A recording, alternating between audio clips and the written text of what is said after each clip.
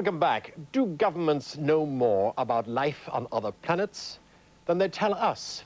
Nick Pope used to work on UFOs for the Ministry of Defense and has written a book about it. Nick, simple, straightforward first question. Is there life out there, yes or no? Yes. You believe that? Absolutely. Tell me why. Well, scientists are beginning to come forward now, and for years they've been very, very conservative. But now cosmologists and biologists are beginning to put papers down saying, yes, the universe is probably teeming with life, and I think it's a short step to then say that that life could get here.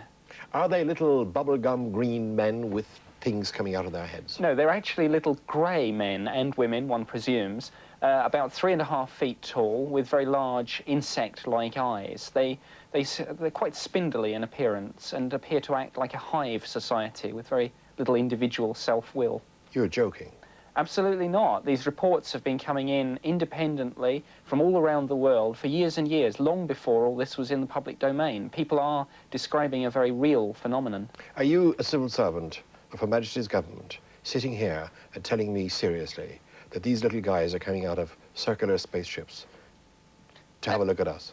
It's very difficult to say what's going on, but unquestionably, alien craft, I believe, are visiting here. It's difficult to say exactly what's going on, but there's hard evidence for this. There's radar tapes, there's sightings from military personnel, RAF jets have been scrambled. It's not just people seeing lights in the sky. There's serious hard evidence. You've been very careful in your book, and this is the most notable thing about it, is to draw only on sober sources. By sober, I mean people who would not otherwise be persuaded for hysterical reasons or other to think there were people out there. What is the most persuasive piece of evidence you have?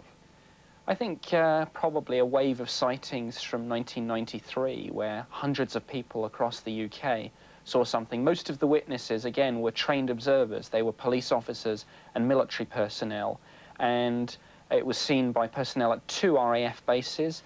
Someone there saw it firing a beam of light down at the ground, described it as only marginally smaller than a jumbo jet, and a very low, menacing humming sound was coming from it. This was not some aircraft seen from an unusual angle. These are trained observers who know the difference.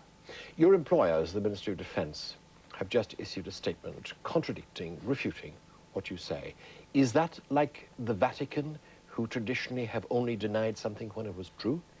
It's difficult to say. I certainly think it's interesting that a public statement has been made on this for, I think, the first time. That may say something, it may not. Certainly, I have people who support what I say at the department. I think there are many people, particularly RAF officers, who've seen things themselves. So maybe there's a changing climate.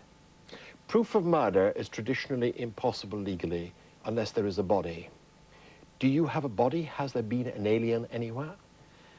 Allegedly, there was a crash at Roswell, New Mexico in 1947.